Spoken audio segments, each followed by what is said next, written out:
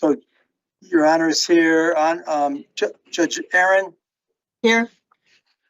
Judge Armada. Here. Judge Chaplin. He's going to be late.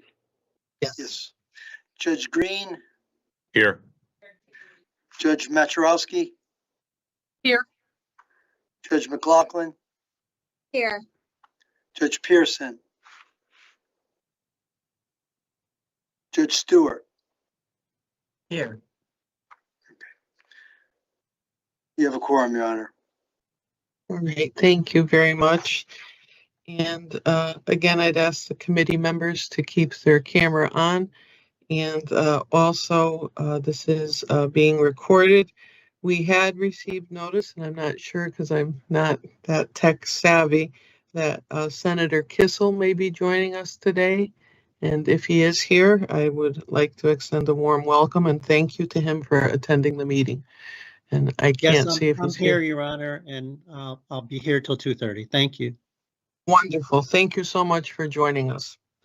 I think the first order of business that we have on our agenda is to approve the minutes from our October 21st, 2024 meeting. Would anyone like a discussion before it's moved for approval? No discussion? Anyone move to approve the minutes, please? So moved. Second? Second. Thank you. The minutes are approved. So our first order of business is 2024-001, the proposal regarding the principles of professionalism. And with respect to this has been discussed over numerous meetings. And I want to thank Attorney Petrozelli for doing a very thorough review of the other states and kind of setting up for us where this aspirational rule would be placed. She has recommended, or at least for our viewing, to have it after the attorney's oath, but before the rules of professional conduct. I'd like to open this up for discussion if any of the judges would like to be heard. And then I'm not sure if Attorney Sullivan is here again today as the proponent of the rule. I don't see any hands going up. Anyone want to discuss this?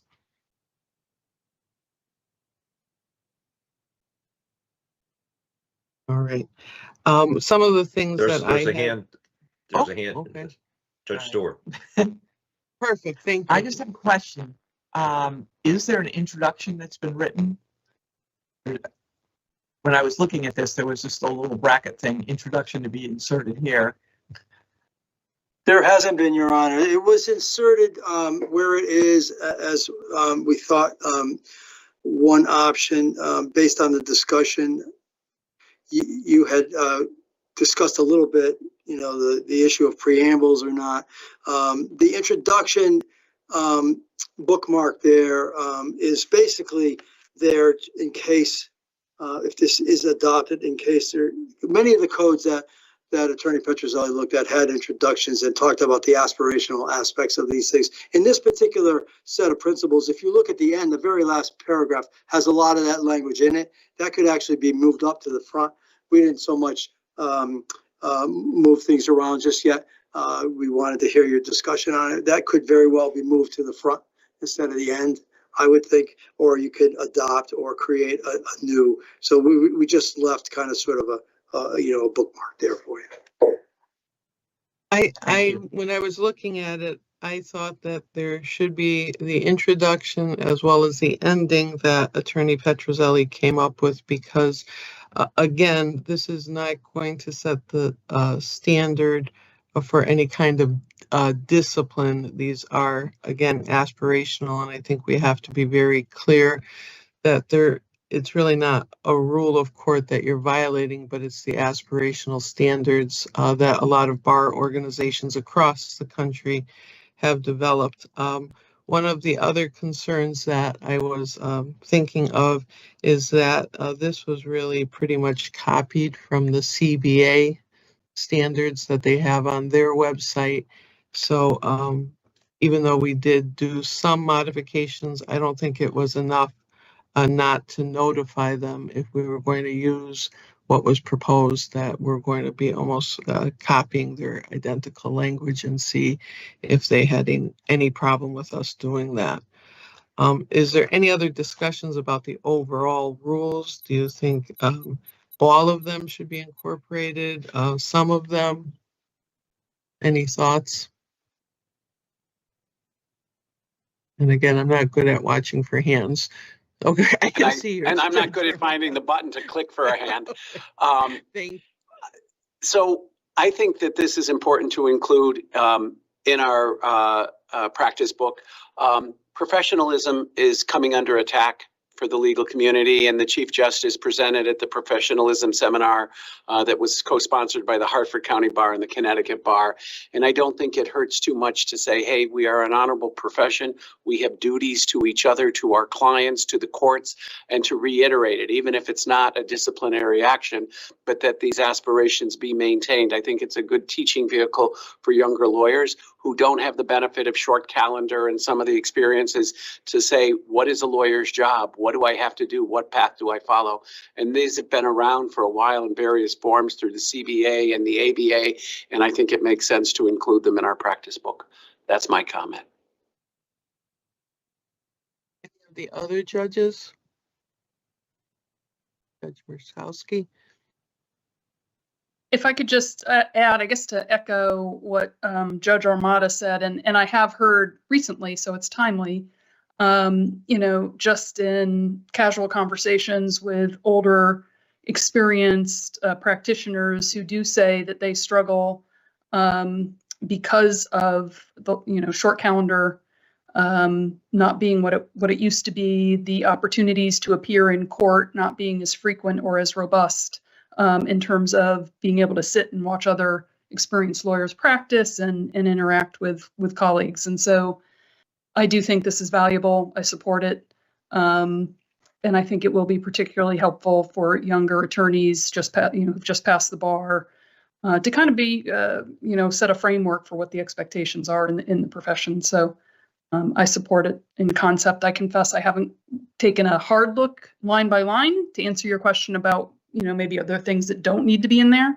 And I'd be happy to do that. But in general, I think it's a good cause and I support it. Thank you for that comment. Other judges on the committee? Right. I can't tell hands up or no. No hand. I would just echo what Judge Armada said as well. I would support our adoption. So I think what we should do then, and Joe, you can correct me if I need to do anything more. First, we should probably reach out to the CBA and tell them that we were planning to adopt this. Second, Your Honor, yes? I can take care of that. I'm on the Board of Governors and I've got a meeting tonight, so I'll check with the CBA and make sure that they're okay with it. Thank you, Attorney Sullivan. That would be very helpful. And if they could just send a note or you can send a note to Joe, that would be perfect. Second, I'd like the committee to, again, look at it more line by line. So if we do submit this to the public hearing, that we have it in a form that we are all in agreement with. And also, if we wanted, again, my suggestion would be to have the, again, limiting factors both at the front and at the end of this section so that it's not lost if they're only reading, halfway through. So I would propose having that aspirational language or that it's not the source of discipline be at both ends of the document. And once we do that, then we can format it. Is everyone in agreement with the suggestion that it should go after the attorney's oath, but before the rules of professional conduct? I see a lot of shaking yeses, so I will take that as an affirmative and no further discussion. So with respect to it, Attorney Sullivan, you'll get back to us on the CBA allowing us to use it. the committee members, if you have any suggestions or edits that you would like the committee to see, then why, Joe, can they email you and you guys can compile the edits? How should we do this? Yes, Your Honor, that's fine. It should come to me and we'll put them together. Okay. Is there anything further we need to do on this before we move on to the next? When would you like to see it again? Is January too soon, or would the committee like February? I know we did put a lot on, or do we have a December meeting or no? Yes, Your Honor, December 16th. Is that too soon? Would you prefer to go after the first of the year? Or is December fine with everyone? I think it's okay? a discrete task that we're asking, and to get it done and get it off our plate so that we have time for later on rather than carrying things over, I'd prefer December. Great. Any problems with December's? I don't know your schedule, so it is rather limited. So why don't we put this back on for December so that we can get a finalized language for our committee. All right. Okay.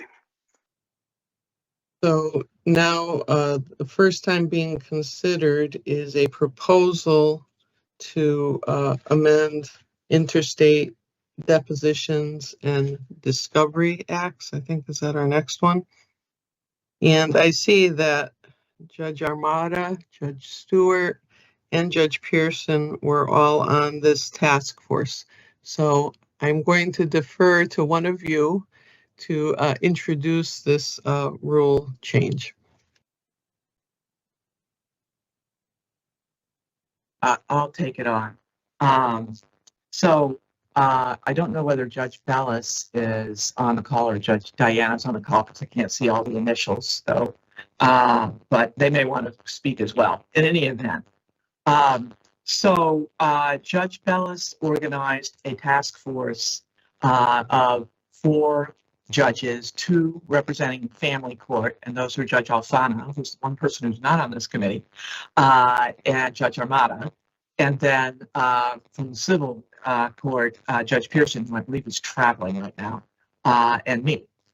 So, and Judge Armada, don't hesitate to jump in here and correct me. So you got this rather large packet because although the courts imposed some emergency, if you will, procedures once this law got changed last year for dealing with depositions or discovery, basically, that's going on in other states, and they come to Connecticut seeking a subpoena. So I believe really what's impacted are the civil courts and the family courts. I don't think this impacts criminal or juvenile, but if someone thinks that it is impacted, please let us know. But we drafted these revisions with those courts in mind. So our primary purpose was to make the practice book compatible with this new act, which can be found starting at section 52-655. But we also, while we were at it, we will admit we did a little bit of cleanup and reorganization of the rules because I believe since the 1930s, every time there was something having to do with a subpoena, our predecessors may not have been as thoughtful as perhaps they could have been in terms of where they would place things. So we tried to make things make a little bit more sense while we were at it. Let me first caution you that the packet of material you got, besides getting a memo from our task force, has a set of clean versions of the rules followed by red line versions of the rules, with one exception. When our materials were circulated to court operations, they raised a question which Judge Bellis then passed on to us, and that caused us to do a rewrite of 13-29.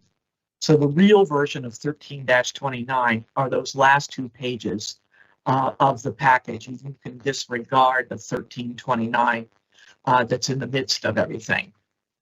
So with that background, I guess what we can do is walk through slowly, and I'm going to focus on the red line versions because I think that's easier, so you can understand what we did and why we did it. or didn't do it in the case of some of the comments that I've raised. So 13-26 is the first rule having to do with depositions.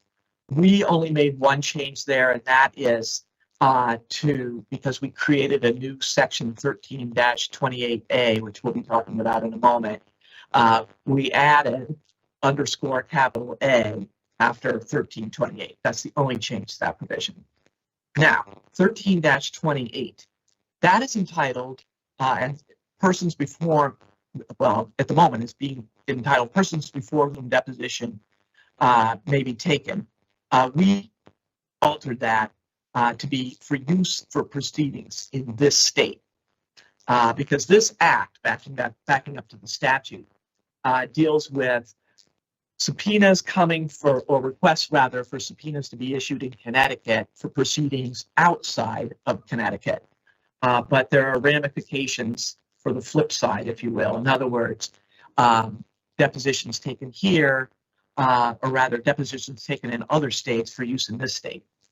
So getting back to 13-28, we took a lot of what had been out in that section out of there because honestly, it had nothing to do with the person before whom the deposition was going to be taken.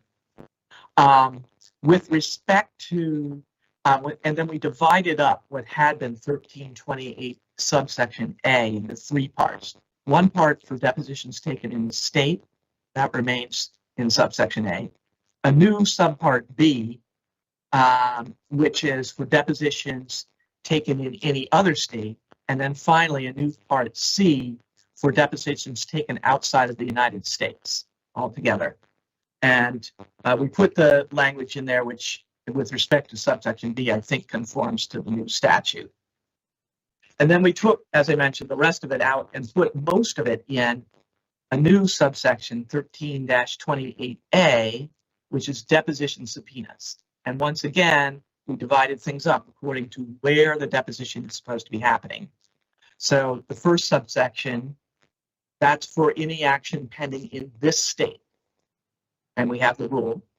We have a new subsection B for an action pending in another state. The deposition is to be taken here. And as you can see, that's all underscored. And again, hopefully comports with the statute. Then we go to subsection C, and that's for when people want documents with the deposition. Now, let me underscore one important thing that we did not do. And that is the new statute clearly provides for someone to subpoena just documents. We have never in our deposition rules in the practice book or in our statutes talked about subpoenaing just documents.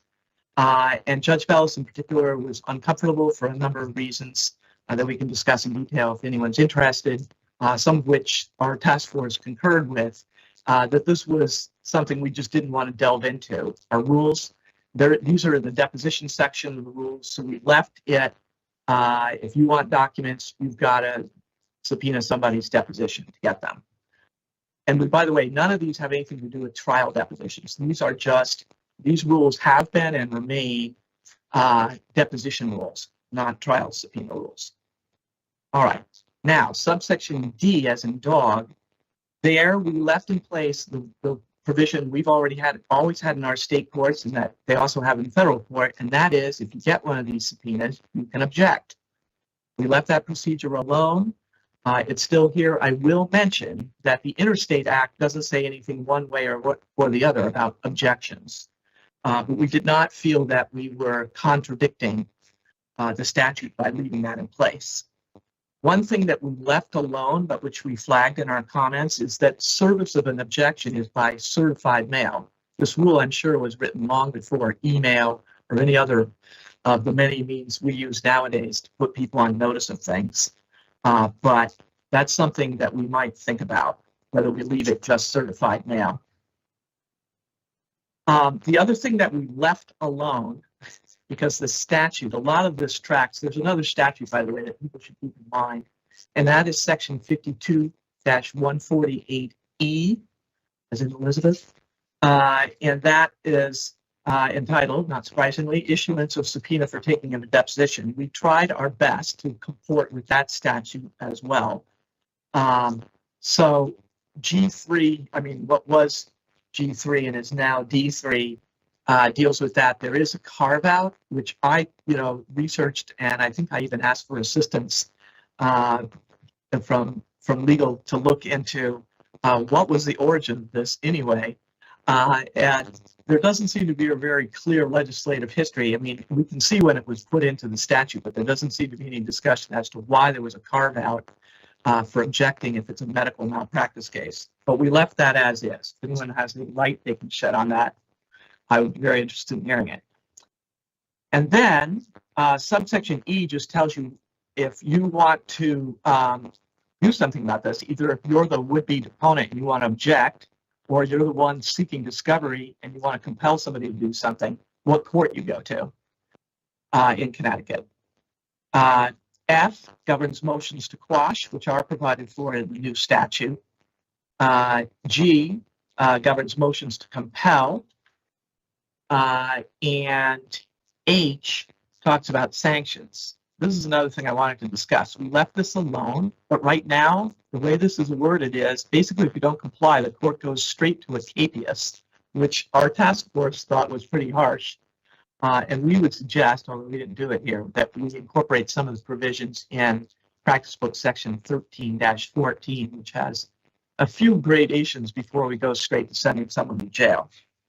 The other thing we did not put in here is anything about protective orders. We already have section 13-5, and we thought that was enough. But if anyone feels strongly that we should have a provision in here that says, if you need a protective order, use the provisions in section 13-5. None of us, I don't think, would have an objection to it. So now I'm going to go over to the cleaned up version of 1329. And that talks about place of deposition. And the only changes we made here was we split up the old rule to make a new D and a new E. And D talks about a non-party deponent who is a resident of the state, and E talks about a non-party deponent who is not a resident of Connecticut, and what can and cannot happen to them, right, in terms of place of deposition. And then last but not least, we skipped over 1330, by the way, we had no changes to it. 1331 is use of depositions in court proceedings. Subsection A, now it talks about use of depositions in proceedings in Connecticut. And subsection B, as in boy, talks about uses of depositions in proceedings outside of Connecticut. We made minor changes to address that. So I know that was a very fast summary. And I also know there's an awful lot of material here. But I'm prepared to, along with Judge Armada, entertain questions, comments, expressions of overwhelm, or whatever the committee may have for me. Thank you. That was incredibly helpful. Do any committee members or Judge Armada, do you want to add anything that you think is important for us to be looking into? Just that Judge Stewart should be commended for her efforts here. We went through various drafting. She did most of it, and considering the implications in terms of other areas of the practice book and other rules, we tried to do a comprehensive view. We met several times during the summer. Just when I thought my work on the Rules Committee was done after June, we kept things going during the summer, and she should be commended for her leadership and her putting this together. I think we should refer this out to our stakeholders at the bars, the academy, things like that for comment. But I want to commend her for the work she did. Thank you, Judge Armada. I should point out this has been reviewed by Judge Bellis, who circulated, I know, to all the presiding judges. And in my capacity as a regular judge in Hartford, I know it was circulated here, I'm assuming, by the other judges. I'm not sure what Judge Diana did on the family court side, because I don't sit family court. And I also know that court operations looked at this and provided the feedback that resulted in us changing 1329. This has not been sent out to family judges for comment. Okay, thank you for that. Is Judge Diana here today? I think he received an invitation, but I'm not sure if he's here. I don't believe he is, Your Honor. All right, so we'll make sure that he gets a copy of these, and if he has any comments, I agree with Judge Armada that we need to send this out and start our vetting process. And with respect to it, is there any other groups besides what Judge Armada indicated that you believe are necessary, Attorney Del Campo? No, just to clarify, you'd wanted to go to the CBA, the CTLA, the CDLA? Anyone else? The American Academy And of the family. Matrimonial Lawyers. Okay. Okay. And did we You may get the also want to CBA send it to family the section legal in aid. there? You may, the different sections of the CBA, but also the legal services providers, they may have comment. Okay. Thank you. Can I ask a quick Before question? you circulate it, Attorney Del Campo, and if it's easier Yes. for you, I can send you the individual sections, or instead of confusing everyone with 1329, I think we ought to splice the correct 1329 in there before it gets sent around to people. Okay, that'd And be I can helpful. certainly- One maybe comment at this point. I mean, before this is, and I don't know if you want us to do it now or after comment. Maybe what's there now is a little more explanatory, but this is different than the typical way that you would see a rule amended if the committee were to do it. I mean, I don't mean that in a negative way. It's just that it's just different. So you usually see the brackets and underlines for new. If it's a new section like 1329A, you would just see it brand new. You would see it as the clean version. You wouldn't have all the annotations to was this and came from there, which is very helpful, I suspect, to the practitioner at this point. But, you know, at some point when you see it in your minutes, it'll be whole cloth. It'll be, you know, it'll look very different. But perhaps it's better at this point to have it go out like this with the annotations. Understood. I mean, we intentionally did it this rather oddball way because we didn't want people freaking out and going, what happened to 1328 subsection G? Where is it? You know, and we wanted to assure people like we weren't just chucking stuff out of the practice book, and that things were still there. They just landed in a new place. So it is, I recognize, kind of an oddball version of redlining. So yes, we can receive whatever you send and then I'll send that out. Thank you. Okay, I'll take care of that today. Thanks. Judge, I see another hand raise it. Go ahead. Yes, I think that's me, Judge Matrowski. First of all, I want to thank Judge Stewart and the other members of the committee because obviously a lot of work went into this, and so thank you for that. And I think taking advantage of any opportunity to kind of clean up the rules and make them flow in a way that makes more sense is really helpful. I would, for one, probably support the idea of incorporating by reference the section on protective orders, just so it's there to kind of, you know, jump out at people and remind them that they have that available to them if they're looking at this set of rules. The other question I had in terms of stakeholders is whether we ever send them to the, you know, the county bar associations and not just the state bar. One of the reasons, and I know that might get a little cumbersome, but I guess one of the reasons I am thinking of that is I know when we were working on the pathways rules, you know, people who were very active in their county bar and at the local level were not necessarily so active at the state level, and I think felt like they didn't have as much information. So I don't know, I just throw that out there.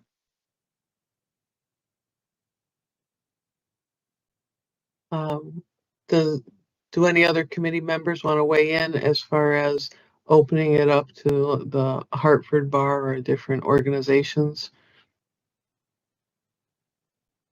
And have we done that? Oh, sorry. Well, I can just say that CBA maintains a list of the various bar associations, both the county and the affinity bar associations. You know, they could be the source of gathering the information, send it out to all those constituents, and then they'll be the central reporter. So we're not getting 35 voices coming back to us. We're getting them all going to the CBA if they have comment, and then the CBA getting to us. Just a thought. Yeah, I think that's a good point. I don't know if when we send it to the CBA, if there's sort of a request for them to distribute to the local bar associations and gather that information and sort of put it in one cohesive communication back to us. that might be one way to encourage, the disseminating the information without it becoming too fragmented. Have we done that before, Joe, where we've asked them to reach out to all of their constituents? I don't recall that, Your Honor. I don't know. I'm not familiar with the association with all the other local bar associations. I mean, we can try to do that. We can try to find a list of bar associations and affinity bar associations, and we can send it out for the committee. I mean, we can try to do the best we can. I assume it's fairly easy to find that list of bar associations, and we can offer that for you. Okay. Any further discussion on this? And again, thank you, Judge Stewart, for a really comprehensive presentation and work on this. It's really well done. I think because of the size of this, that this is definitely a one that we need to put over till after the first of the year, so that we can let people send in their comments, and then we can still have time to get it to our public hearing. So unless there's objection, I would like to suggest we put this on for our January meeting. All right. And any other comments before we move on to our next agenda item? You may want to go 1 month later just because it's the holidays.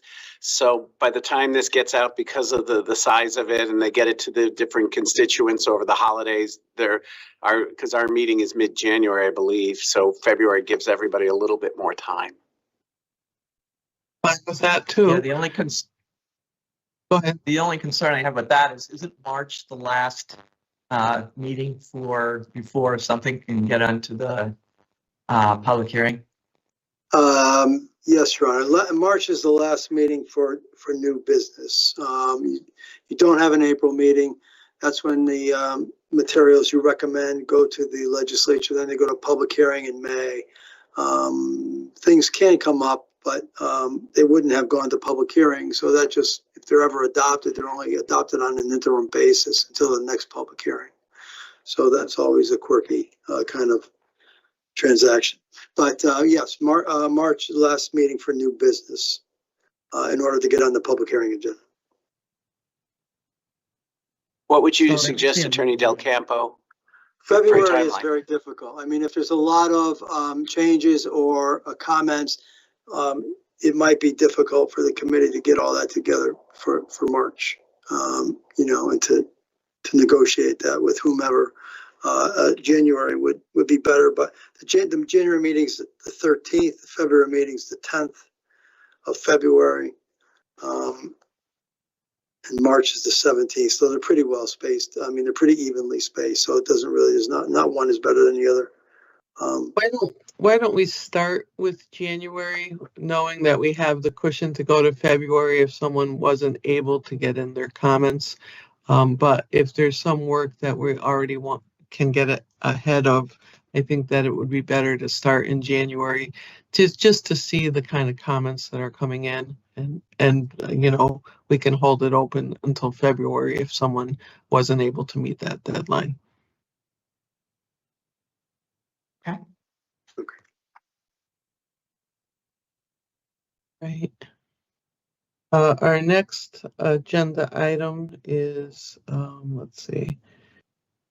It's to comport with another change in the law, and this was submitted by Judge Pizzuto to change from the executive committee, I believe, to appointments made by the chief court administrator.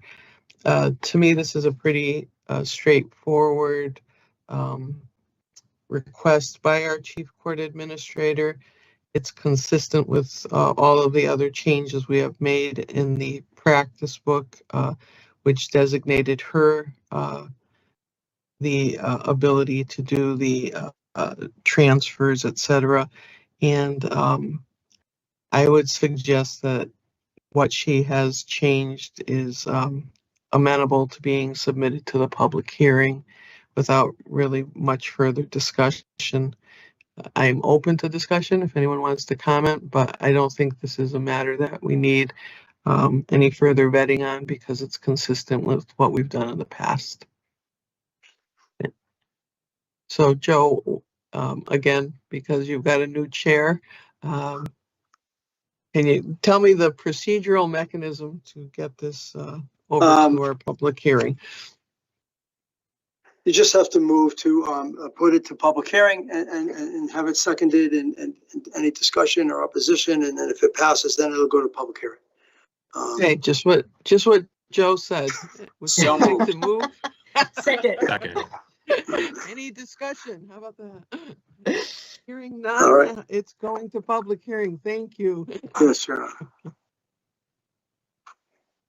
I knew there was one quick one at least on today's docket. Let's see what we have next. The next one is the proposal by Justice McDonald for a gender inclusive in our rules, a rule concerning gender inclusive and sensitive terminology. All right, with respect to this is down for the first time. Again, my thanks to Attorney Petrozelli for giving us a little background. And I would open this up to the members for discussion. No discussion. My thought is that there are things going on in the branch. I know that Attorney Petrozelli indicated that Troy Brown, our DEI director, is coming up with some kind of quote unquote quick card to help all of that for all members of the judicial branch. I would suggest that we might be able to have him show that to the committee and perhaps invite him to our next meeting to hear what the branch is doing. Perhaps Judge Bizzuto too, because obviously she has a very important interest in this as our Chief Trial Court Administrator. I know that I think the CBA has also done some work on it. So my suggestion is that we get some comments. I see Attorney Petrozelli, you have your hand up, so maybe you already have some of the things I'm talking about. Yes, Your Honor. I actually already have the updated employee quick card from Troy Brown's division, and I can give that to Joe to distribute to committee members. And then the other thing I just wanted to add, and I don't mean to go further afield than what Justice McDonald's suggestion was, but in my research, I really honed in rules of practice, and it appeared that Michigan was the leader in this field, that there really weren't any other mandatory rules of practice. But I did kind of quickly do a quick and dirty search of New England for rules of judicial ethics. And as your honors are aware, there's the Code of Judicial Conduct in Connecticut, section 2.3, that's regarding performing duties of a judge without bias and prejudice.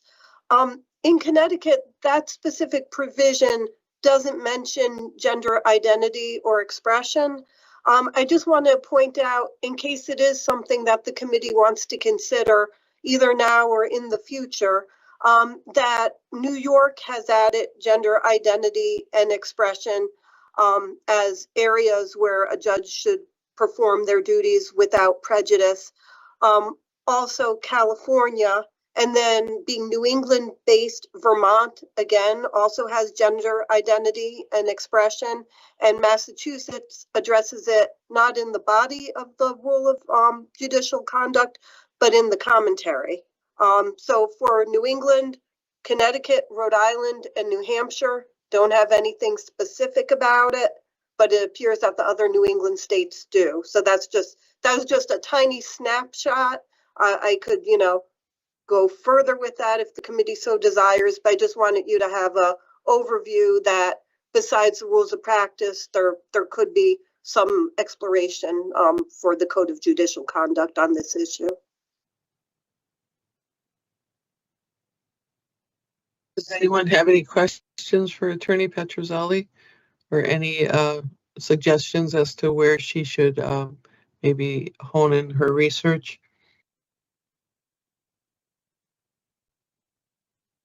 Attorney Del Campo, because this is down for the first time, would we be sending this out for comment, or would we wait until the committee decided whether or not we wanted to continue this proposal as a rule?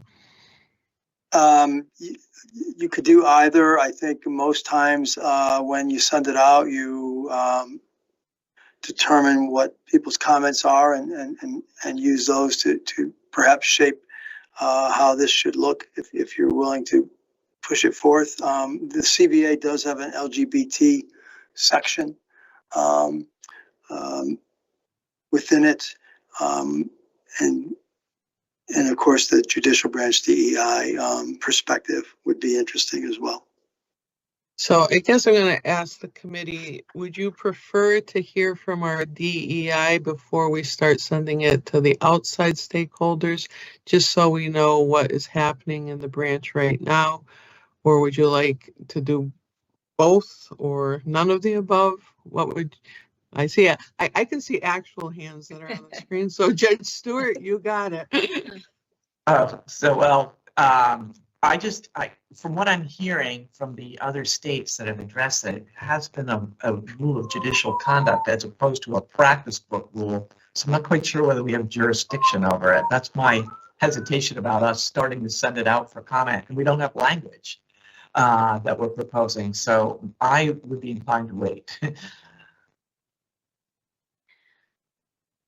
I'm with Judge Stewart on this. I'd be curious as to what the bench card that everybody's working on, what that looks like. And because we don't have any draft language, I don't know if we're sending out for comment the concept of a potential rule.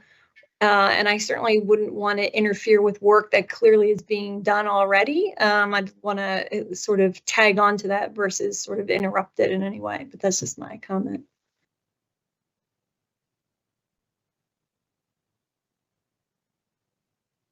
Any of the other judges want to weigh in? I personally think we should hear from our DEI first, and then if we can move it along, we will.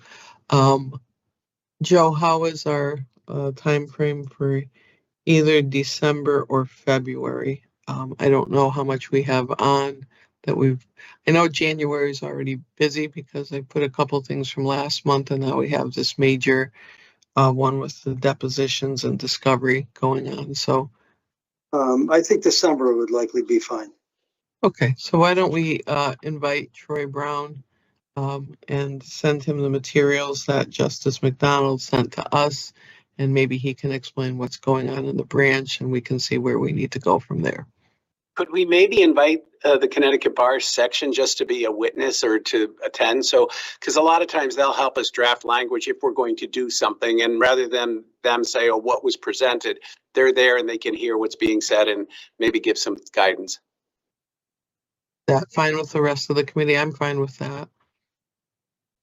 Okay, I don't see any objections. I don't see any hands waving or so. All right, that's what we'll do. Thank you for your suggestions. Again, thank you, Attorney Petrozelli, for your work. And we can move on to the next agenda item.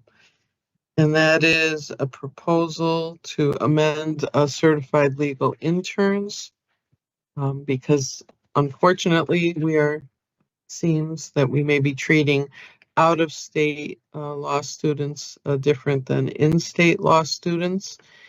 And so I know Attorney Cicchetti is here today. If you want to be heard any further, you can. No, that you pretty much summed it up exactly the issue. I don't need to go into more detail unless you want me to. Does the committee want to hear more? I think, again, the letter pretty much sums it up. But I think that we do, just because this is kind of governed to make sure that there's not any kind of inappropriate practice of law, we should probably reach out to the Chief Disciplinary Counsel and Bar Counsel to make sure that our proposals are consistent with what they expect of our certified legal interns. Anyone wish to discuss that any further? Okay.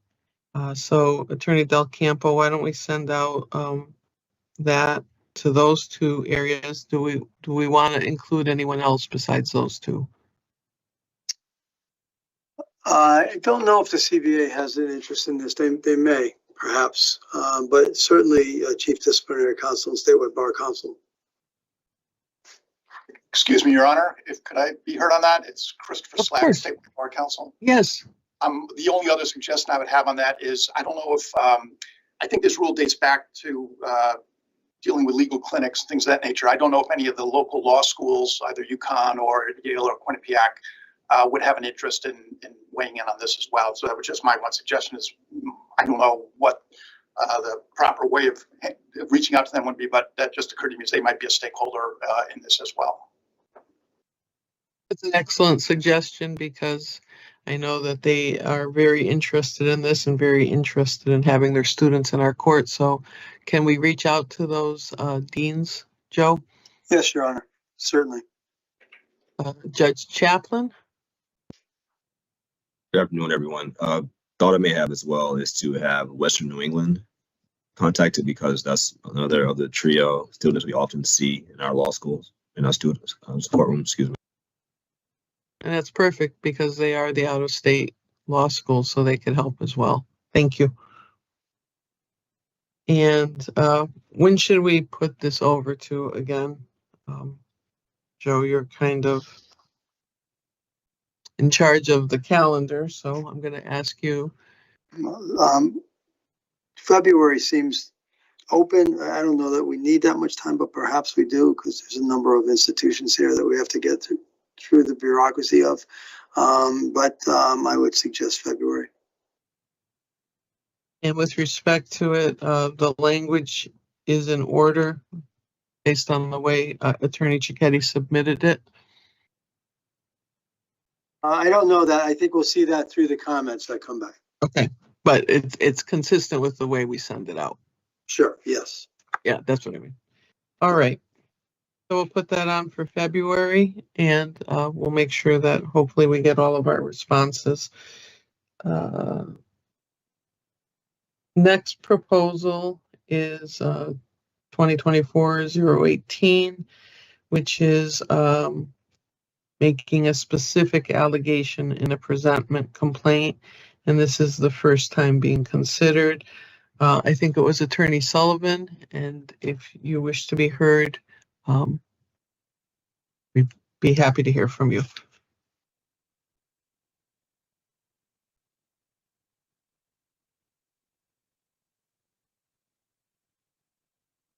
You're on mute. I think the letter is pretty self-explanatory, but you know, it's a due process issue. You know,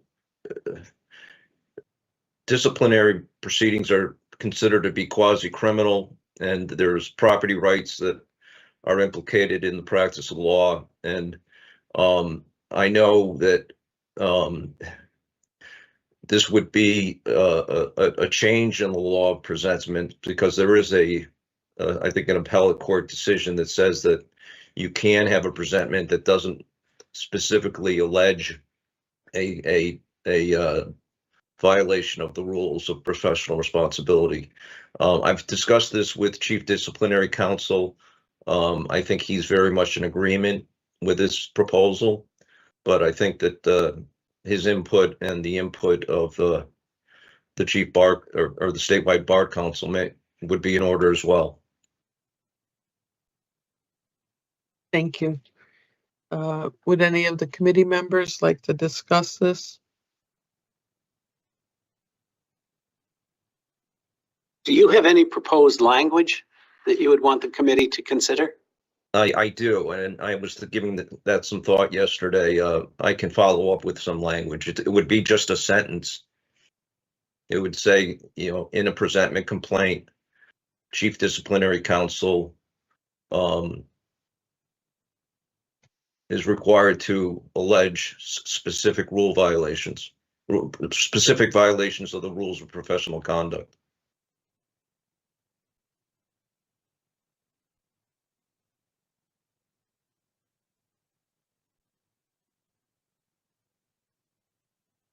Any other comments or questions? So I guess the only question I have is if we're likely to have a rule that's specific, then there should be a contemplation of what it would be the remedy for that if it's not complied with as well. I'm not sure if you've given any thought to that, Attorney Sullivan. If that would be a part of your proposal. Yeah. Perhaps that should be, so we could have a more comprehensive conversation on the issue. I will say I agree with that. I also am a little concerned that it is going to be a rule that might be overruling our current case law, and I'm not sure if we have that authority, but it's certainly there's case law, as you acknowledge in your letter, that says that it does not have to be specific. So again, that's another consideration as a committee that I think we have to take into account. Sure. I'm going to ask Attorney Del Campo, our process and procedures, unless there's more comments. I don't see hands, so I think we're clear. Where do we proceed on this as it's first time and we definitely need more input? Yes, you want the Office of Chief Disciplinary Counsel and Statewide Bar Counsel's office to comment. I assume you want the CBA to comment as well. And I guess we can do some research for the committee on the last question you raised, whether or not substantive case law can be overruled by a rule. So we can look into that a little bit. And so at least it should be referred out at this point. And again, because of the research that has to go into it, I'm going to suggest that this go on to February's docket. And hopefully we'll get some feedback in as well from other organizations. All right. Anything else? The last is any other matters before our committee? Anyone wish to raise anything or anything we haven't touched upon, Attorney Del Campo, that I managed to skip over? No, Your Honor. We're all set. That's it. Okay. So thank you all for all your work, and I'll see you in December. Have a good day. Thank you. Bye all.